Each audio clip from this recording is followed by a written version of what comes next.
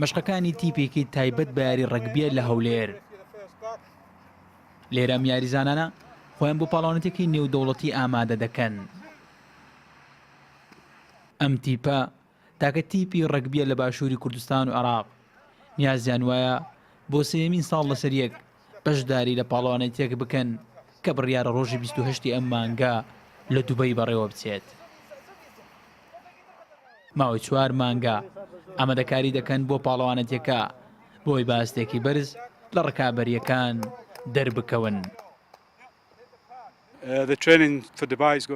تیمەکانمان تێکەڵاون و چەند یاریزانێک لە خۆ دەگرێت. خەڵکی کوردستان و پێشتر هەرگیز یاری ڕەگبیان نەکردووە. هەروە ئامادەکاریەکانمان زۆر بە باشی دەڕوا. هەموو ئەو یاریزانە لە یەمەن چ ئەوانەی لێرە دەژینیان ئەوانەی دەرەوە خۆیان باش ئامادە کردووە. هەندێک لە یاریزانەکان درەنگ هاتوون بەهۆی ئەوەی لە دەرەوە بوون، بەڵام یاریزانە کچەکانمان یارمەتیان دەدەن. پێشم وایە ڕەگبی هاوشێوی وەرشەکانی دیکە لە کوردستان لە ماوەیەکی نزیک بەرەو پێشەوە دەچێت. ئەم تیپە وەک هەڵبژاردەی ڕەگبی کوردستان لە پاڵاوانەتێکە بەشداری دەکات کە 35 هەڵبژاردەی تریش بەشدارن. لەنێو پێکاتێ تیپەکەش جگە لە یاریزانی کورد چەندین یاریزانی بیانی دەبیندرێت کە یاریزانی ئەم تیپەن و بۆ ساڵی دووەم بە ناوی کوردستانەوە دەڕۆنە ئەم پاڵەوانێتیە. پێم وایە ئەم وەرشە ڕێگایەکی باشە بۆ ناسینی خەڵکی کوردستان و تێکەڵبوون بە کەلتور. یاریزانی زۆر باشمان هەیە، پێم وایە دەبێتە یاریەکی پرۆفیشناڵ، پێویستە گرنگیەکی زیاتری پێ بدرێت.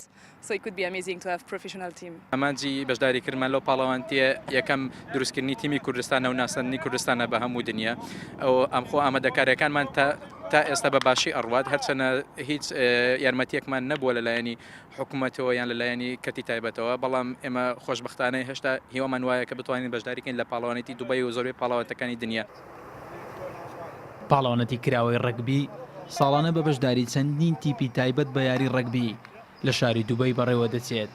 بۆ دووەم ساڵیش لەسەر یەک هەڵبژاردەی ڕەگبی کوردستان بەشداری لە پاڵەوانەتێکە دەکات. دەرباز ئەحمەد، کوردستان 24 هەولێر.